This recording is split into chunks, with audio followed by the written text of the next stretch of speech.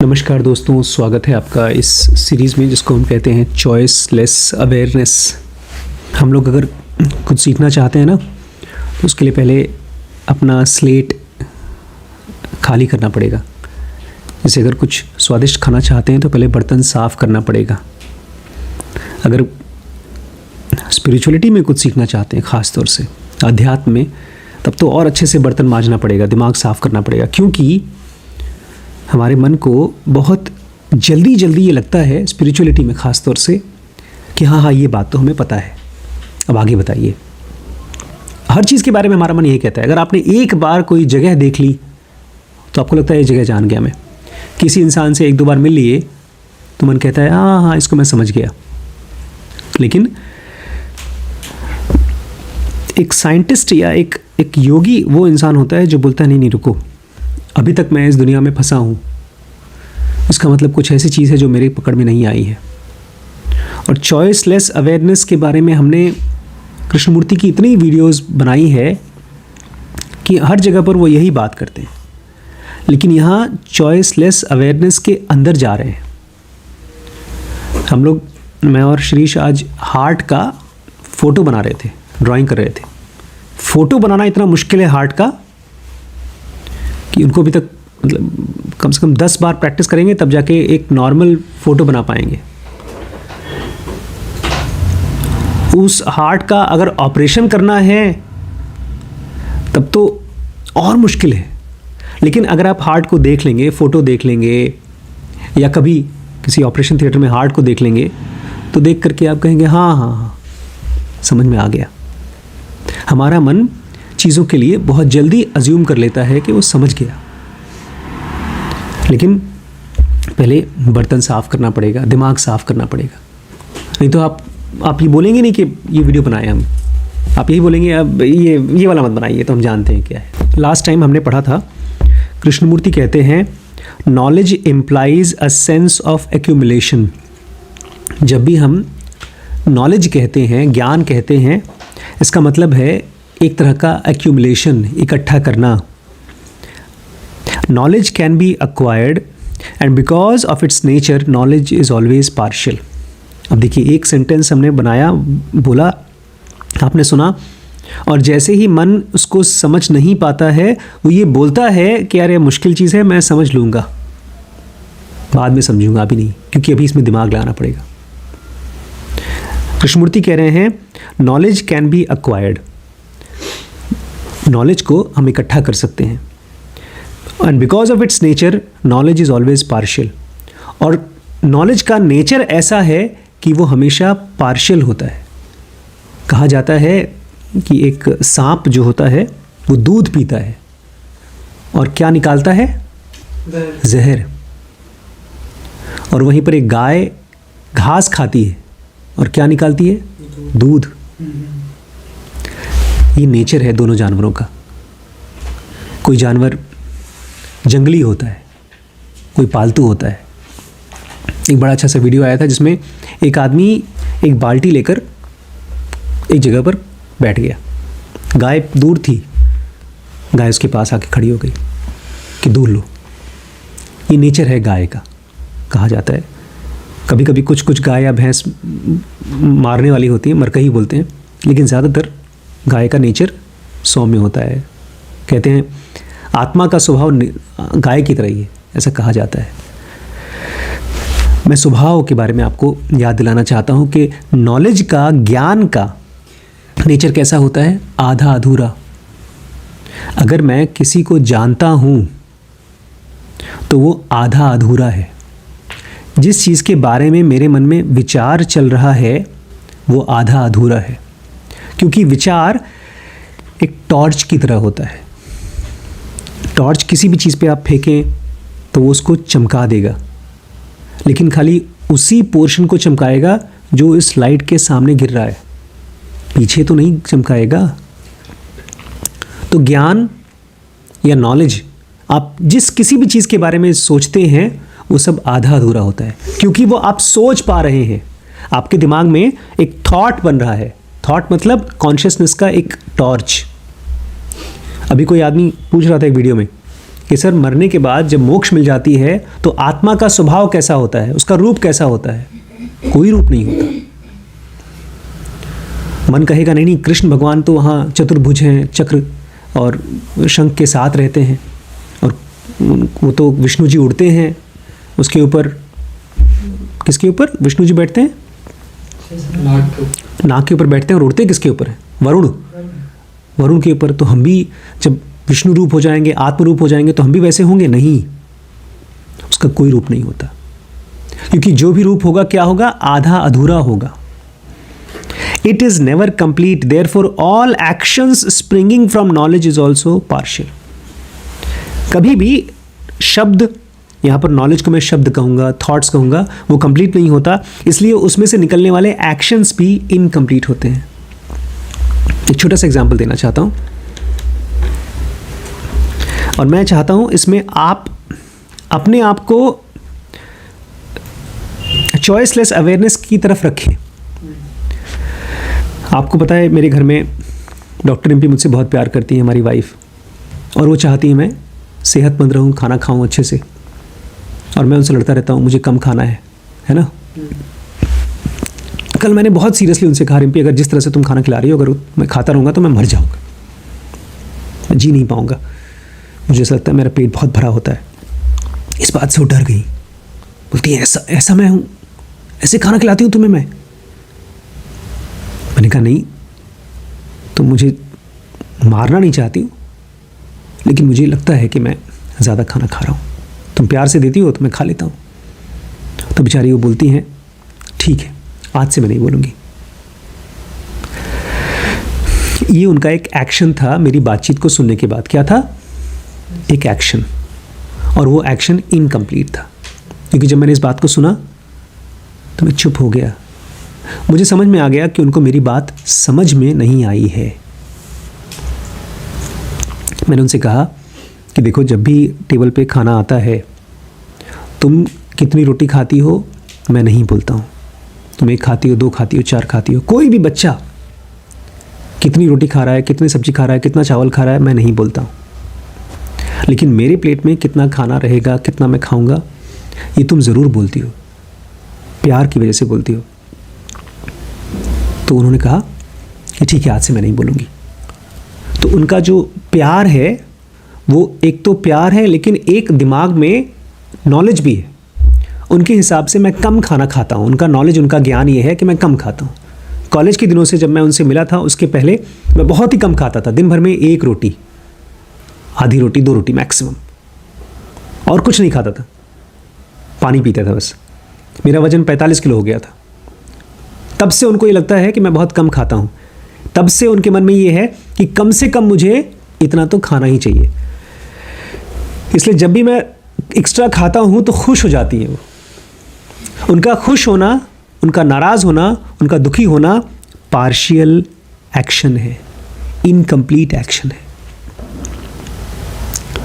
आप मान लीजिए मेरा बेटा स्कूल में नंबर पाता है, बहुत अच्छे नंबर पाता है, और मैं खुश होता हूँ, तो ये पार्शियल एक्शन है, इनकम्प्लीट एक्शन है। ये पूर्ण रूप से एक्शन नहीं है, अधूरा एक्शन है। खुश होना भी और दुखी होना भी, क्योंकि वो खुश होना कहाँ से आ रहा है? मेरे बच्चे को इतना नंबर पाना चाहिए, अरे पा गया, वो इस ज्ञान में से एक एक्शन आ रहा है। और अगर मुझे अपने बच्चे के फेल होने पर दुख हो रहा है, तो वो भी पार्शियल नॉलेज है, क्योंकि मेरे पास अंदर में पहले से एक ज्ञान है, नॉलेज है कि इसको फेल नहीं होना चाहिए। ये पार्शियल एक्शन को समझना होगा आपको, क्योंकि कृष्ण इसको कहते हैं, अर्जुन तुम यहां से अगर जाओगे छोड़ करके रणभूमि, तुम ध्यान करने की कोशिश करोगे, कर नहीं पाओगे, अधूरा होगा। कर्म, अकर्म और विकर्म, ये बड़े बड़े ज्ञानी भी नहीं समझ पाते, क्योंकि हम में से ज़्यादातर लोगों का जो कर्म निकलता है वो सब विचारों में से निकलता है, संपूर्ण में से नहीं निकलता। रमण महर्षि अपना घर छोड़ करके आए थे, ठीक वही चीज़ किया था जो अर्जुन करना चाहते थे। उनकी माँ आई उनको ले जाने के लिए, वो नहीं गए। क्यों नहीं गए? क्योंकि वो संपूर्ण एक्शन था। संपूर्ण एक्शन का कोई आफ्टर इफेक्ट नहीं होता। उसके बाद आपके मन में कोई भावना नहीं होती कि यार इसको ऐसा नहीं, ऐसा करना चाहिए था। कोई गिल्ट नहीं होता, कोई दुख नहीं होता। इसलिए जब भी कोई मुझसे कहता ना, अच्छा ठीक है आप कह रहे हैं तो मैं इस काम को कर दूंगा, मैं तुरंत समझ जाता हूँ क्या है, पार्शियल एक्शन है, अधूरा एक्शन है। अभी आज ही गरिमा बता रही थी कि इनका एक दोस्त है, उसने कहा आज के बाद मैं तुमसे बात नहीं करूंगा। वो करेगा क्योंकि वो एक विचार में से ये चीज़ निकला हुआ है। हम जो चीज़ नहीं करने वाले होते हैं उसके बारे में बात नहीं करते, वो तो याद भी नहीं रहती। हम किसी भी चीज़ को क्यों मान लेते हैं कि हम जानते हैं जबकि हम ठीक से नहीं जानते? क्योंकि हमारा मन होता है हड़बड़ी में, जल्दबाजी में, और हमारा मन ये दिखाना चाहता है कि हम कॉन्फिडेंट हैं। जहाँ कहीं पर भी हमको अपनी कमी दिखाई देती है किसी को, तो लगता है कि हमारी इमेज खराब हो जाएगी। क्या हो गया? कपड़े खुला। हाँ, एक तरह से हमको लगता है कि हमारी बेइज्जती हो जाएगी, इसलिए हम हड़बड़ी में होते हैं। मैं तो बार बार बोलता हूँ, जैसे मैं आप लोगों के सामने इतने वीडियोस बनाता हूँ, मैं बहुत कुछ जानता हूँ, लेकिन फिर भी अपने आप को बोलता हूँ कि मुझे अभी ठीक से नहीं पता। I think we must see that very clearly. Krishnamurti कह रहे हैं मैं चाहता हूँ आप इसको बहुत साफ साफ देख सकें कि आपके अंदर में से कौन से एक्शंस निकल के आ रहे हैं जो कंप्लीट हैं, कौन से इनकम्प्लीट हैं।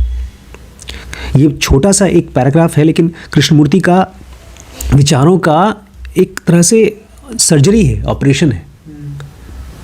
अभी रिसेंटली एक ऑपरेशन यहाँ चालू हुआ है लखीमपुर में। कान के अंदर में जो मेरी नस थी वो ख़राब हो गई थी।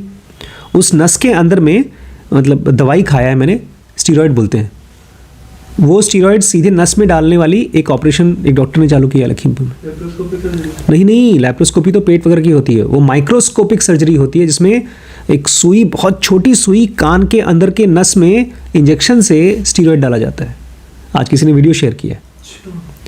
ऐसा ऑपरेशन कृष्णमूर्ति विचारों के तल पे कर रहे हैं कि जो विचार में से एक्शन निकल के आ रहे हैं वो अधूरे हैं, उसके ऊपर विश्वास मत करो। कृष्ण भगवान इसलिए अर्जुन को मना कर रहे थे मत जाओ, नहीं तो जाने देते। अगर एक नॉर्मल आदमी होता बोलता मार काट होने वाली है, इतने लोग मरेंगे यार, छोड़ो जाओ, तुम जाओ, ध्यान नहीं करो, लेकिन फिर वो वापस आ जाता। अभी कुछ दिन पहले आचार्य प्रशांत नाम के एक गुरु जी हैं, वो कृष्णमूर्ति का मजाक उड़ा रहे थे। वो कहते हैं कृष्णमूर्ति, मतलब वो कृष्णमूर्ति के बारे में बोल रहे थे, कृष्णमूर्ति अपने आप को गुरु नहीं मानते, लेकिन हैं वो गुरु। उनसे किसने कहा था, कृष्णमूर्ति से किसने कहा था कि आप तो गुरु की तरह बात करते हैं? बोलते नहीं, मैं गुरु की तरह बात नहीं करता हूँ, मैं बस बोलता हूँ, तुम्हें मेरी बात माननी है नहीं माननी तुम्हारी मर्जी। जबकि बाकी गुरु जो गुरु बनने की कोशिश करते हैं वो चाहते हैं कि तुम मेरी बात मानो, वो बड़ा जोर देते हैं। ये चीज़ बेचारे आचार्य प्रशांत या तो समझ करके ना समझी कर रहे हैं, या वो दिखाना चाहते हैं कि मैं कृष्णमूर्ति से भी ज़्यादा समझदार हूँ, उनसे भी बड़ा गुरु हूँ, या शायद कृष्णमूर्ति का नाम लेकर के वो और नंबर पाना चाहते हैं। क्योंकि ख़ास तौर से गुरु बनने के बारे में कृष्णमूर्ति कहते हैं, और सारे जेन्युइन टीचर्स यही कहते हैं कि हर इंसान का गुरु उसका स्वयं है। गुरु मतलब हमारे अंदर की रोशनी। हमको कैसे मालूम पड़ेगा कि हम कोई कर्म कर रहे हैं वो थॉट से कर रहे हैं या आत्मा से कर रहे हैं? वो कोई और नहीं बता सकता, कोई रिपोर्ट कार्ड नहीं है इसका। आप यहाँ आए, आप यहाँ पर आए हैं, कहाँ से? बिहार से आए। ये अधूरा कर्म है कि संपूर्ण कर्म है? ये मैं नहीं बता सकता बेटा, ये तुम खुद ही जानते हो। बहुत बार अनुज कहते हैं सर हम जिंदगी भर आपके साथ काम करेंगे। ये अधूरा है कि संपूर्ण, कोई नहीं जानता। ये आप ही जान सकते हैं अगर आप अपने अंदर में झांकेंगे तो जान सकते हैं। मतलब आपके अंदर में एक लाइट है, एक रोशनी है जो आपको चीज़ें बताती है, समझाती है, सिखाती है। लेकिन कृष्णमूर्ति आगे कह रहे हैं, मैं आगे कैसे बोलूं आप लोगों से, मैं कैसे ये सारी लेक्चर दूं? क्योंकि if we are to understand as we go along we must commune with each other. कि अगर हमें एक दूसरे की बात को समझना है तो हमें एक दूसरे के साथ में कम्यून में होना पड़ेगा। ये कम्यून शब्द को कृष्णमूर्ति का उठा करके रजनीश ने अपना पूरा जो आश्रम बनाया था उसका नाम ही रख दिया, ओशो कम्यून। कम्यून का मतलब होता है जहाँ दो लोग साथ में रहते हैं। रहते हैं मतलब फिजिकली नहीं रहते हैं, विचार के तल पे रहते हैं। मैंने आपसे कहा मुझे गर्म पानी पीना है, आप मेरे लिए गर्म पानी ले आए, मैंने पिया और मुझे लगा बहुत गर्म है। मैंने कुछ कहा नहीं, आप गए, अगले दिन आप गर्म पानी लाए लेकिन थोड़ा कम गर्म लेकर आए, और मैंने पिया, मैंने कहा ये तो ठंडा है, आपने कहा नहीं आज ज़्यादा ठंडा कर दिया। फिर से आपने गर्म किया लेकिन उतना गर्म नहीं किया जितना पहले किया था, उतना ठंडा नहीं किया जितना पहले ठंडा किया था, अब बीच का किया। मैंने पिया, मैंने कहा अरे यार तुम परफेक्ट गर्म पानी लेकर आए तुम। तो अगली बार जब आप गर्म मैं बोलूँगा तो आप भी जान जाएंगे ये कौन सा गर्म मैं कह रहा हूँ। इसको बोलते हैं कम्यून, जहाँ पर मैं जो सोच रहा हूँ और आप जो समझ रहे हैं दोनों एक ही तल पर है। आमतौर पे जब कोई कुछ कहता है और हम उसको समझते हैं, कहता वो अपनी बात है, समझते हैं हम अपनी बात। एक बार ऐसा हुआ था कि बुद्ध लेक्चर दे रहे थे ऐसे, और उसमें जो भीड़ बैठी थी वो सब ढेर सारे भिक्षु बैठे थे। उस दिन अजीब हुआ, बुद्ध ने लेक्चर दे करके गए, बड़ा दुख उदास से हो गए। तो किसी ने पूछा उनसे कि क्यों उदास हो गए? बोलते हैं आज का बहुत बेकार लेक्चर हुआ। तो क्यों? बोलते हैं सब लोग सर हिला रहे थे, हाँ हाँ कर रहे थे। बोलते हैं तो अच्छी बात है अगर तुम हाँ कर रहे हैं। बोलते हैं मैंने कोई ऐसी चीज़ बोली होगी जो वो लोग पहले से जानते हैं, तो फ़ायदा क्या बताने का। करेक्ट। और बहुत बार मेरी क्लास में भी लोग बैठते हैं, जब मुंडी हिलाते हैं तो मैं सोचता हूँ मैं वो नहीं बोल रहा हूँ भैया जो तुम जानते हो, मैं और गहरे जाना चाहता हूँ। क्योंकि मैंने आपसे अगर बोल दिया कि बगल में पीपल का पेड़ है तो आप क्या बोलेंगे? हाँ हाँ सर पता है, आगे बताइए। SBI बैंक वहाँ है, हाँ सर पता है, आगे बताइए। मन बहुत दुखी है, ये तो पता ही है, और बताइए, और गहरे जाना चाहते हैं। तो कृष्णमूर्ति कह रहे हैं अगर आप चाहते हैं मैं आपके साथ आगे बढ़ूं इस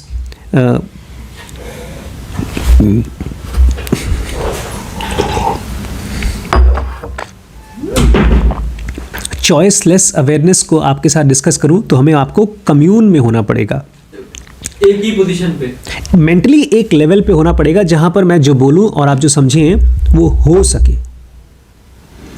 and I am not sure there is any communion between us, और मुझे पक्का नहीं है कि हमारे आपके बीच में कम्युनियन है। वो बोल रहे हैं हाँ, यहाँ पर सेम होता है लेकिन इसके बारे में कोई चिंता नहीं करता।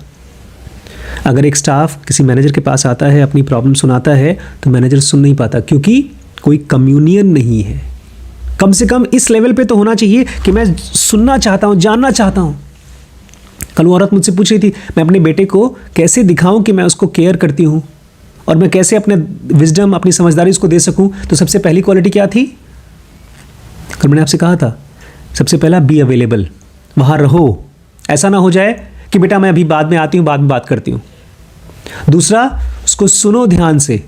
कृष्णमूर्ति कह रहे हैं आप मेरी बात को ध्यान से सुनिए, इसके लिए ठूस कर खाना खा के मत आइए। थके हुए तो आप मेरी बात नहीं सुन पाएंगे। ये कह रहे हैं तुम लोग मेरे साथ कम्युनियन में नहीं हो। फिर आगे कहते हैं कम्युनियन मतलब होता है अंडरस्टैंडिंग, समझना, केवल शब्द नहीं, शब्द के परे क्या चीज बोली जा रही है। यही तो मुश्किल है। हम जब सुनते हैं किसी की बात को तो हम शब्द सुनते हैं, शब्द समझते हैं, और उस शब्दों में से निकल के आता है इमोशंस। आज मैंने अपने छोटे भाई को बात किया, उसने बेचारे ने एक किसी ऐप में पैसा लगाया फिर से। वो ठीक ऐसा ऐप है जैसे सट्टा मार्केट का ऐप होता है। जैसे मैंने उसको बोलना शुरू किया कि ये तो खतरनाक है, तो बोलता है हमको पता है गलत है। मैंने छोड़ दिया और कुछ बात ही नहीं करना चाहता था। उसके बाद मैंने फिर फ़ोन किया अपने बेटे को, देवांश को। देवांश ने बताया कि जो पापा कर रहे हैं ये मैं पहले कर चुका, मुझे मालूम है इसमें खतरा है। और फिर बोलते हैं बड़े पापा मैं आपको चुपके से बात बताऊँ, किसी को बताइएगा मत, मैंने भी एक दोस्त से उधार लिया था। पापा ने उधार लिया है, पापा ने 8 लाख रुपए उधार लिया, मैंने 3500 रुपये उधार लिए थे। किसी तरह से मैंने वापस कर दिया पैसा, अब मैं नहीं खेलता हूँ। तो वो तो कम से कम देवांश तो मेरी बात सुन रहा था, अपनी बात बोलनी थी इसलिए शायद सुन रहा था, लेकिन ज़्यादातर मैं ही सुन रहा था, वो बोल रहा था। अगर आप किसी की बात को ध्यान से सुनते हैं तो उसमें भी एक कम्युनियन पॉसिबल हो सकता है, क्योंकि मैं उसकी बातें तो सुन रहा था, लेकिन मैं ये सोचने की कोशिश कर रहा हूँ कि वहाँ पर उसके घर में क्या चल रहा है कि एक आदमी पैसे का जुआ खेलने को तैयार हो गया। मुझसे भाई ने बोला मैं क्या करूँ, बोर होता हूँ, तो मैंने खेल खेलना शुरू कर दिया ये वाला। अब अगर वो मेरी बात सुनना चाहता, मेरे साथ कम्युनियन में होता, तो मैं उसको बोलता ये चीज़ कि बेटा अगर मैं बोर हो जाऊँगा तो मैं क्या जाकर के किसी का मर्डर करूं या चोरी करूं या किसी बैंक में जाकर डाका डालूं। ये एक एग्जाम्पल है, ये कोई ताना नहीं है।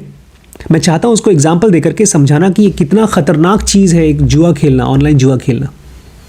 लेकिन मैं उसको नहीं बात कर पाया क्योंकि हमारे उसके बीच में क्या नहीं था, कम्युनियन नहीं था। मैं जो बोलना चाहता हूँ, मैंने 2-4 शब्द मैंने खाली उसको पूछा कि वो ऐप कौन सा है जिसमें तुम पैसा लगा रहे हो। उसने मुझसे कहा वो सब प्रॉब्लम सॉल्व हो गई।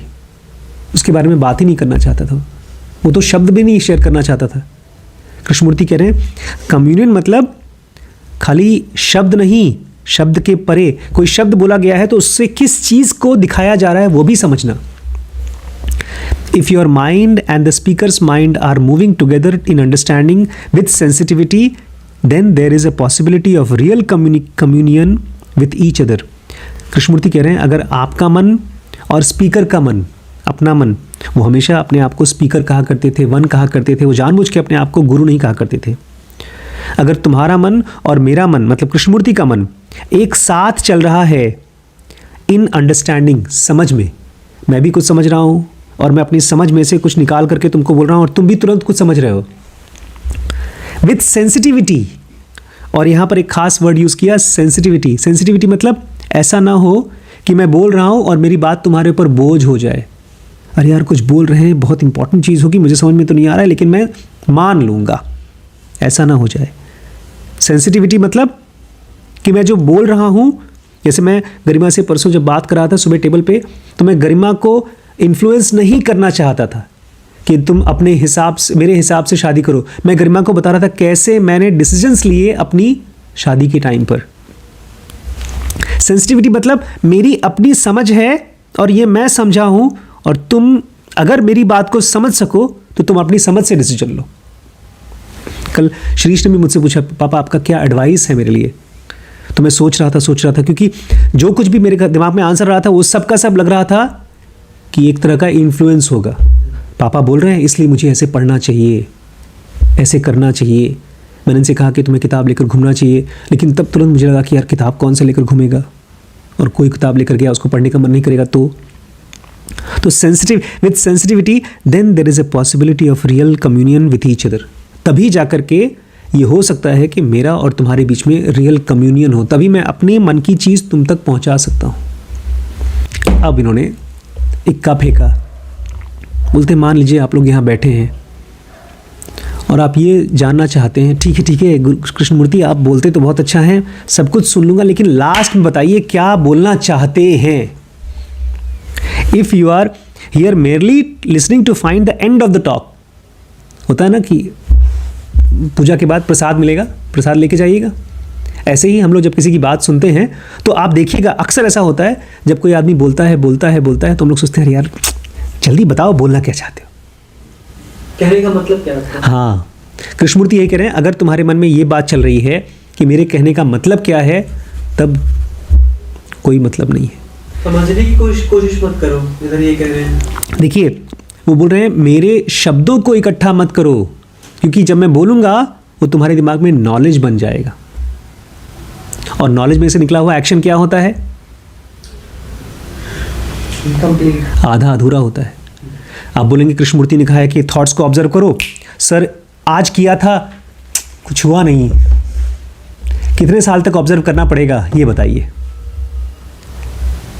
ये तो ऐसे ही हो गया जैसे आप एक मरीज को कहें कि यार तुम बहुत मोटे हो तो खाने में फ्रूट्स खाओ, सलाद खाओ, और वो आपको क्या बोलेगा,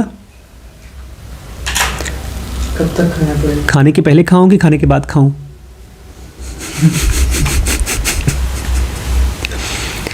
ये कृष्णमूर्ति आपसे कोई प्रैक्टिस नहीं बोल रहे हैं, इसलिए कृष्णमूर्ति प्रैक्टिस शब्द से बड़ा घृणा करते थे।